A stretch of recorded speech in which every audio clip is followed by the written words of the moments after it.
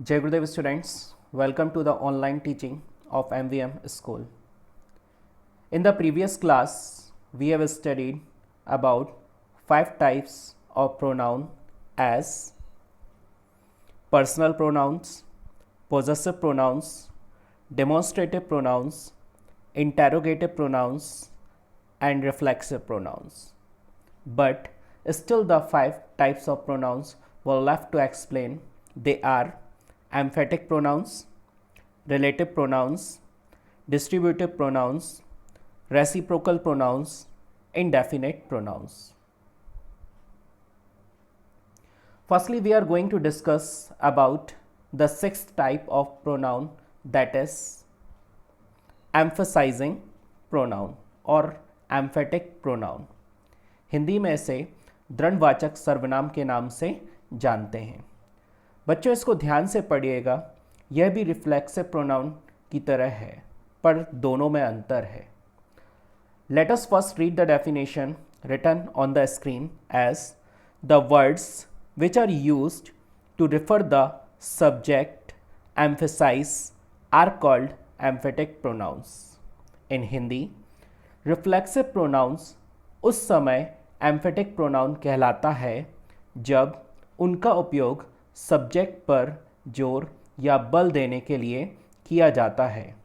इसके अलावा emphatic pronoun से वाक्य के अर्थ में कोई खास परिवर्तन या फर्क नहीं पड़ता है.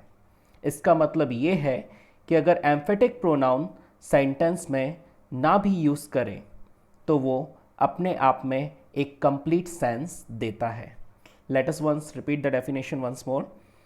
The words which are used to refer for subject emphasise are called emphatic pronoun. Once more in Hindi, reflexive pronoun उस समय एम्फेटिक प्रोनाउन कहलाता है जब उनका उपयोग सब्जेक्ट पर जोर या बल देने के लिए किया जाता है. इसके अलावा एम्फेटिक प्रोनाउन से वाक्य के अर्थ में कोई खास परिवर्तन या फर्क नहीं पड़ता है.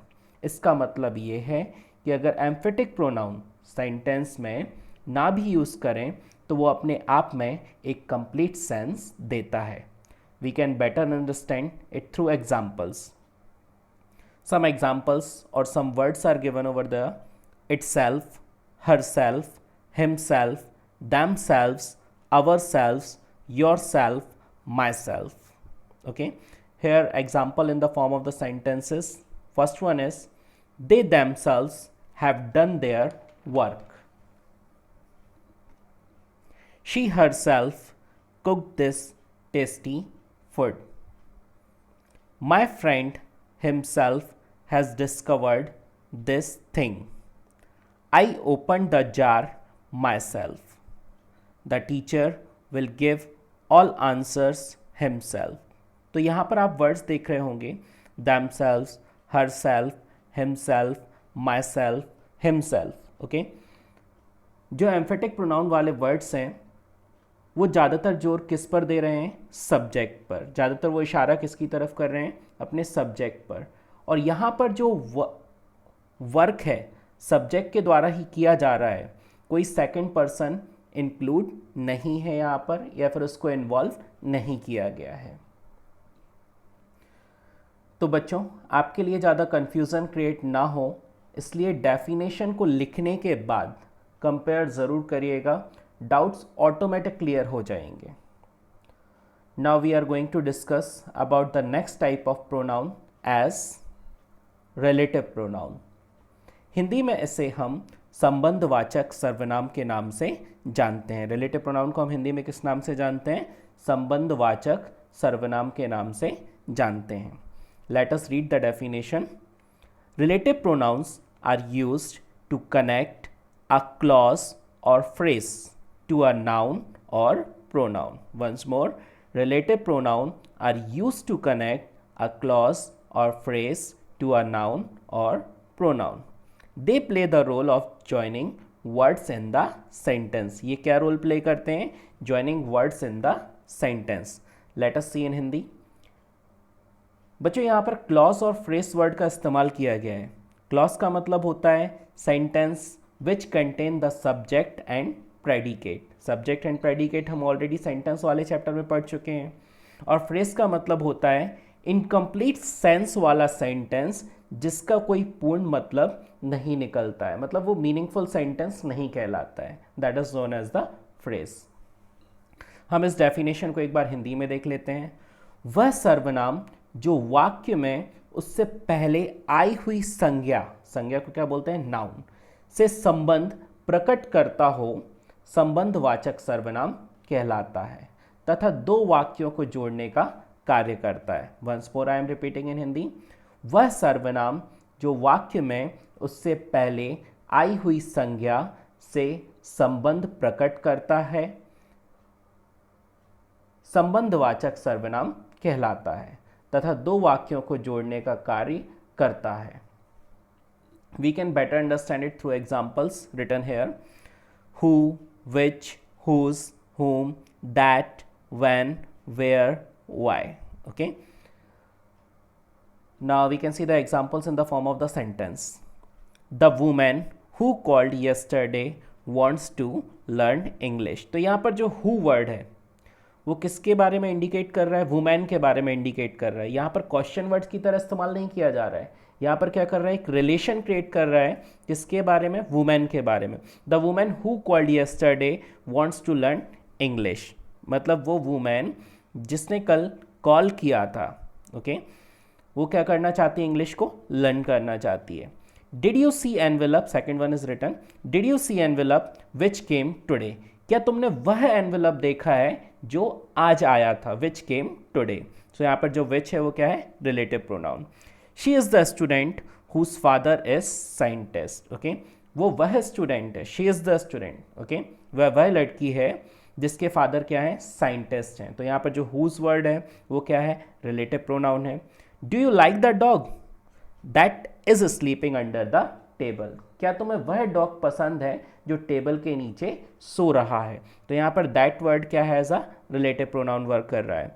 A playground is place where we can play football, playground एक ऐसी जगह है जहाँ पर हम क्या कर सकते हैं, फुटबॉल खेल सकते हैं। सो यहाँ पर जो वेयर वर्ड है वो किसकी तरह इस्तेमाल किया गया है, एज अ रिलेटिव प्रोनाउन की तरह इस्तेमाल किया गया है।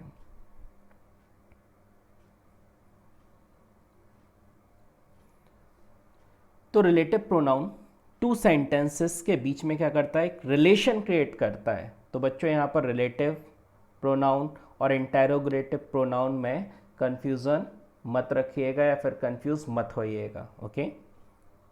Now with this only we will study about distributive pronoun, okay. Distributive pronoun को हम हिंदी में किस नाम से जानते हैं, विभाग सूचक सर्वनाम के नाम से जानते हैं, okay.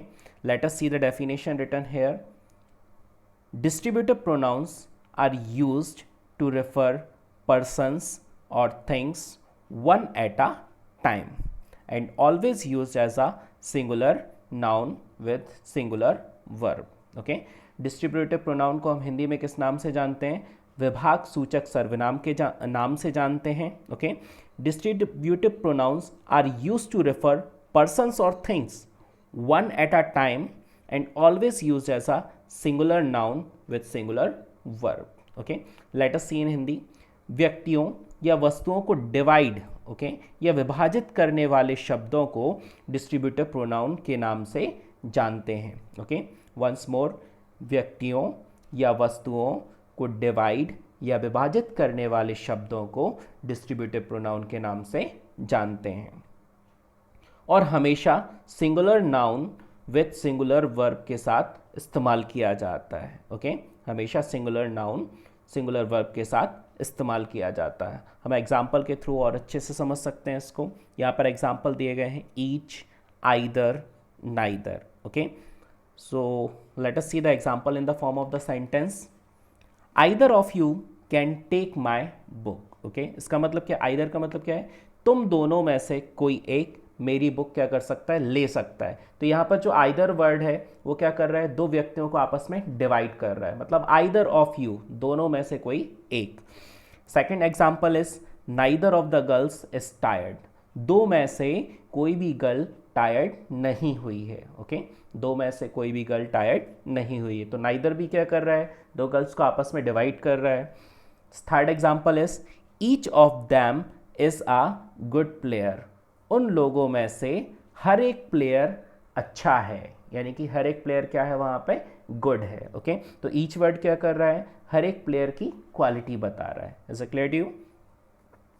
Now with this only we are moving to our next one. Now let us study about the reciprocal pronoun. Okay, बच्चों इसे हम हिंदी में परस्पर वाचक सर्वनाम के नाम से जानते हैं। रेसिप्रोकल प्रोनाउन को हम हिंदी में किस नाम से जानते हैं, परस्पर वाचक सर्वनाम।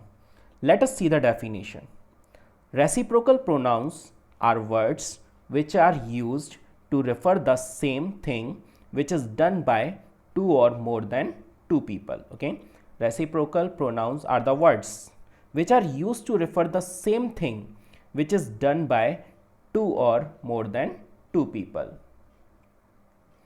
Let us see the definition in Hindi. दो या दो से अधिक व्यक्तियों या वस्तुओं में परस्पर संबंध बताने वाला प्रोनाउन रेसिप्रोकल प्रोनाउन कहलाता है। वंस मोर, दो या दो से अधिक व्यक्तियों या वस्तुओं में परस्पर संबंध बताने वाला प्रोनाउन रेसिप्रोकल प्रोनाउन कहलाता है। Okay, let us see the example written over there. One another, each other. Okay, let us see the example in the form of sentence. We can more better understand through these examples. Mary and John like each other. Okay, अब Mary और John हैं वो क्या करते हैं, एक दूसरे को पसंद करते हैं। तो यहाँ पर जो वर्ड ईच अदर है, ओके, वो क्या कर रहा है, ऐसा रेसिप्रोकल प्रोनाउन की तरह एक्ट कर रहा है। Two boys fought with each other in the class. अब दो बॉयज हैं वो एक दूसरे से क्या कर रहे हैं, लड़ाई कर रहे हैं। Okay, fought with each other, तो यहाँ पर जो ईच अदर वर्ड है वो किसकी तरह एक्ट कर रहा है, ऐसा reciprocal pronoun. Students helped one another in their project. अब जो स्टूडेंट्स हैं वो क्या करते हैं, एक दूसरे की मदद करते हैं। तो यहाँ पर जो वन अनदर वर्ड है वो किसकी तरह एक्ट कर रहा है, ऐसा reciprocal pronoun. Okay,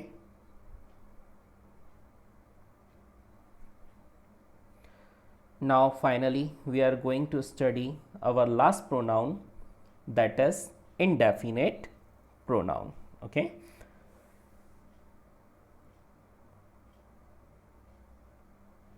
so indefinite pronoun को हम बच्चों हिंदी में किस नाम से जानते हैं, अनिश्चयवाचक सर्वनाम के नाम से जानते हैं। indefinite pronoun को हम हिंदी में किस नाम से जानते हैं, अनिश्चयवाचक सर्वनाम के नाम से जानते हैं। let us see the definition written on the screen. Indefinite pronouns are words which are used to show unspecified objects or people, whether in plural or singular form. Okay, indefinite pronouns are words which are used to show unspecified object or people, whether in plural और singular form. मतलब यहाँ वहाँ पे जो objects हैं उसको specify नहीं किया गया, फिक्स नहीं किया गया, मतलब उसकी जो क्वांटिटी है वो निर्धारित नहीं है। ओके, अनस्पेसिफाइड का मतलब क्या होता है, जब किसी भी चीज़ की क्वांटिटी निर्धारित नहीं होती है, कोई चीज़ फिक्स नहीं होता है, that is known as the unspecified. Let us see this definition in Hindi. किसी अनिश्चित व्यक्ति या वस्तु के लिए प्रयोग में आने वाले सर्वनाम अनिश्चयवाचक सर्वनाम कहलाते हैं। किसी अनिश्चित व्यक्ति या वस्तु के लिए प्रयोग में आने वाले सर्वनाम अनिश्चयवाचक सर्वनाम कहलाते हैं। मतलब ऐसे पीपल्स और थिंग्स जिनको पर्टिकुलरली डिफाइन नहीं किया गया हो। ओके, वंस मोर, मतलब ऐसे पीपल्स और थिंग्स जिनको पर्टिकुलरली डिफाइन नहीं किया गया हो। Let us understand through examples. somebody, anybody, nothing, few, no one, everything, everybody, many, etc. Okay, let us see the examples in the form of sentence. Nobody came to the auditorium. Okay, मतलब कोई भी auditorium नहीं आया था, nobody. All were waiting for the announcement. Okay, सभी लोग क्या कर रहे थे, अनाउंसमेंट का इंतज़ार कर रहे थे। ऑल मतलब सभी की गिनती हो गई वहाँ पर। तो यहाँ पर ऑल वर्ड क्या है, indefinite pronoun. Everybody should be made aware of disaster management. Everybody मतलब सभी को सतर्क रहना चाहिए। या फिर सभी को सतर्क करना चाहिए। तो यहाँ पर एवरीबडी बट क्या है, indefinite pronoun. Many people feel that law should be change, सभी पीपल को ऐसा लगता है कि लॉ को क्या कर देना चाहिए, चेंज कर देना चाहिए। तो मैनी पीपल क्या हो जाएगा यहाँ पर, वर्ड मैनी किसकी तरह एक्ट कर रहा है, ऐसा इंडेफिनिट प्रोनाउन की तरह एक्ट कर रहा है। And with this only our pronoun gets complete. Students, in the previous class कुछ बच्चों को शायद कन्फ्यूज़न क्रिएट हो रहा था पर्सनल प्रोनाउन में, डेमोन्स्ट्रेटिव प्रोनाउन में एंड पॉसेसिव प्रोनाउन में। तो उसका ओवरव्यू हम एक बार फिर से देख लेते हैं यहाँ पर। Firstly late us see the overview of the personal pronoun. यहाँ पर सबसे पहले पर्सनल प्रोनाउन का ओवरव्यू ले लेते हैं। पर्सनल प्रोनाउन को हम हिंदी में किस नाम से जानते हैं, व्यक्तिवाचक सर्वनाम के नाम से जानते हैं। ओके, इसकी डेफिनेशन हम दूसरे प्रकार से यहाँ पर देख लेते हैं। Pronoun which denotes the speaker, listener and the third person. Okay, ऐसे प्रोनाउन जो स्पीकर को डिनोट करते हैं, लिसनर को डिनोट करते हैं और थर्ड पर्सन को डिनोट करते हैं, वो क्या कहलाते हैं, पर्सनल प्रोनाउन कहलाते हैं। Okay, in Hindi we can see वे सर्वनाम जो बोलने वाले, सुनने वाले या अन्य पुरुष का बोध कराते हैं, वे क्या कहलाते हैं, व्यक्तिवाचक सर्वनाम कहलाते हैं।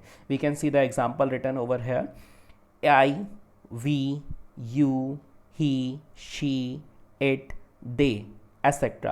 are personal pronouns because these are stands for 3 persons. Okay, यहाँ पर 3 persons के लिए जो pronouns है वो क्या करते हैं, stand करते हैं, फिर denote करते हैं। person who speaks, first person क्या कहलाता है, जो स्वयं कुछ कहते हो उनको हम क्या बोलते हैं, फर्स्ट पर्सन। सेकंड पर्सन क्या कहलाते हैं, पर्सन स्पोकन टू, मतलब जिससे कुछ कहा जाए वो क्या कहलाते हैं, सेकंड पर्सन कहलाते हैं। थर्ड पर्सन कौन कहलाते हैं, पर्सन स्पोकन ऑफ, जिसके बारे में कुछ कहा जाए वो क्या कहलाते हैं, थर्ड पर्सन कहलाते हैं। We are repeating once more, first person कौन कहलाते हैं, पर्सन हु स्पीक्स, जो स्वयं कुछ कहते हो। ओके, सेकंड पर्सन कौन कहलाते हैं, जिससे कुछ कहा जाए, person spoken to. Third person क्या कहलाते हैं, जिसके बारे में कुछ कहा जाए। ओके, person spoken of.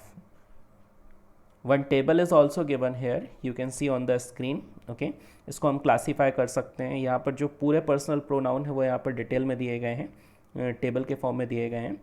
First person जब हम सब्जेक्ट की तरह इस्तेमाल करेंगे तो यहाँ पर क्या रहेगा, आई, ठीक है ना। आई को हम ऑब्जेक्ट की तरह जब इस्तेमाल करते हैं तो किस में कन्वर्ट हो जाता है, मी में कन्वर्ट हो जाता है। और जब पोजेशन की तरह इस्तेमाल करते हैं, मतलब किसी की बिलोंगिंग शो करने के लिए इस्तेमाल करते हैं, तो एक इसमें कन्वर्ट हो जाता है, माय और माइन में कन्वर्ट हो जाता है। वी को हम ऑब्जेक्ट के रूप में अस की तरह इस्तेमाल करते हैं, और जब हम पोजेशन में जाते हैं तो अवर और अवर्स की तरह इस्तेमाल किया जाता है। हम बात करते हैं यहाँ पर सेकंड पर्सन की, अभी हमने बात की थी किसकी, फर्स्ट पर्सन की। जब सेकंड पर्सन में हम सामने वाले को डिनोट कर रहे हैं, मतलब यू, ओके, तो इसको ऑब्जेक्ट में भी हम किसकी तरह ले जाएंगे, यू की तरह ले जाएंगे, और पोजेशन में किसकी तरह ले जाएंगे, योर और योर्स की तरह ले जाएंगे। Okay, now we are talking about the third person. तो यहाँ पर फर्स्ट वन है ही। ओके, ही किसकी तरह एक्ट करेगा, ऐसा सब्जेक्ट की तरह एक्ट करेगा। जब हम इसको ऑब्जेक्ट में कन्वर्ट करेंगे तो it will become as him. Okay, and when we are converting it into the possession, जब हम इसको पोजेशन में कन्वर्ट करते हैं तो ये किसकी तरह कन्वर्ट हो जाएगा, हिज की तरह कन्वर्ट हो जाएगा। नेक्स्ट वन है she will convert into her. Okay, and in the possession she will convert into her and hers. Okay, similarly it will act as a subject. Okay, in the object also it will be there, and in the position it will become as its. Okay, in the subject if we are having they, it will convert into in the object form as them, and after that in the position form as their and theirs. Okay, in the subject form we are having who, in the object form it will become as the whom, in the position form it will be utilized as whose. I think so very well it is clear that what is personal pronoun. Okay, I don't think so you might be having any type of doubt now. Now with this only we are going to have the overview of the demonstrative pronoun. A pronoun that demonstrates or points to the object it is used for is called demonstrative pronoun. Let us see once more. A pronoun that demonstrates or points to the object it is used for is called demonstrative pronoun. Okay, pronoun subject की तरह use किया जाता है और object की तरफ क्या करता है, इशारा करता है। ओके, प्रोनाउन सब्जेक्ट की तरह यूज़ किया जाता है और ऑब्जेक्ट की तरह क्या करता है, ऑब्जेक्ट की तरफ इशारा करता है। Okay, we can more clearly see with the help of example, this is the picture of a boy. Okay, this is the picture of a boy, मतलब यहाँ पर क्या है, ऑब्जेक्ट कौन है, बॉय, उसकी तरफ इशारा कौन कर रहा है, this. Okay, after that these toys, sorry these are not your toys. Okay, यहाँ पर जो दीस वर्ड है वो किसकी तरफ इशारा कर रहा है, टॉयज की तरफ, तो ऑब्जेक्ट क्या है, toys. That is Mohan our class monitor. Okay, यहाँ पर ऑब्जेक्ट क्या है, मोहन। ओके, दैट क्या है, डेमोन्स्ट्रेटिव प्रोनाउन। ओके, और जो मोहन है वो कौन है, हमारा class monitor. I think so it is very well clear with these examples. Now we are going to take the overview of possessive pronoun. A pronoun that shows possession or ownership is called possessive pronoun. Okay, a pronoun that shows possession or ownership is called possessive pronoun. Okay, pronoun के द्वारा इसमें object के owner की तरफ इशारा किया जाता है। ओके, प्रोनाउन के द्वारा इसमें ऑब्जेक्ट के ओनर की तरफ इशारा किया जाता है। That red car is ours, मतलब वह रेड कार किसकी है, हमारी है। ओके, तो यहाँ पर जो अवर्स है वो क्या है, पोजेसिव प्रोनाउन, मतलब कार जो है वो किसको बिलोंग कर रही है, हमको बिलोंग कर रही है। This pen is mine not yours. Okay, ये जो पेन है वो मेरा है, तो यहाँ पर जो माइन वर्ड है वो क्या है, possessive pronoun. Not yours, yours word भी किसकी तरह करेगा, एज अ पोजेसिव प्रोनाउन। इसमें अंडरलाइन नहीं किया गया है, but that we will underline. The book on the table is his. Okay, the book on the table is his, वह जो बुक टेबल पर पड़ी हुई है वो किसकी है, उसकी है। Okay, so here the word his will act as a possessive pronoun, क्योंकि बुक किसको बिलोंग कर रही है, उसको बिलोंग कर रही है। ओके,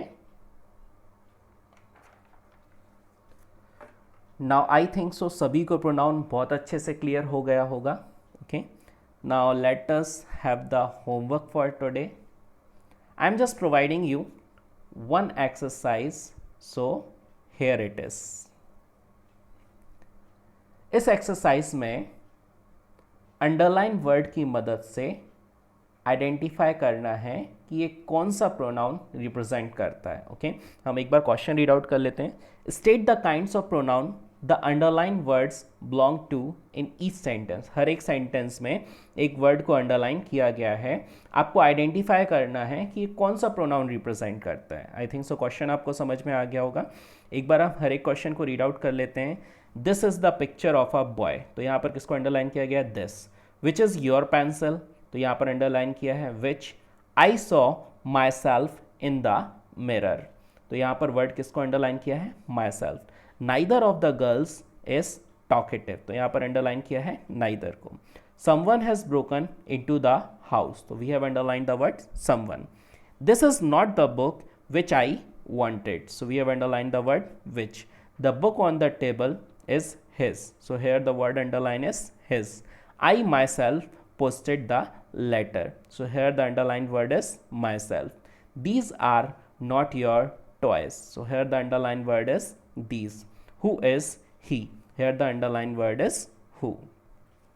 बच्चों सेंटेंस को सबसे पहले बहुत अच्छे से समझिएगा, फिर अंडरलाइन वर्ड्स को आइडेंटिफाई करिएगा। आई थिंक सो वो अंडरलाइन ऑलरेडी है, आपको आइडेंटिफाई करने की ज़रूरत नहीं है, लेकिन उसको एनालाइज करना पड़ेगा आपको। ओके, थोड़ा सा दिमाग लगाना पड़ेगा, तब कहीं जाके आप आसानी से क्या कर सकते हैं, पर्टिकुलर जो प्रोनाउन है उसको आइडेंटिफाई कर सकते हैं।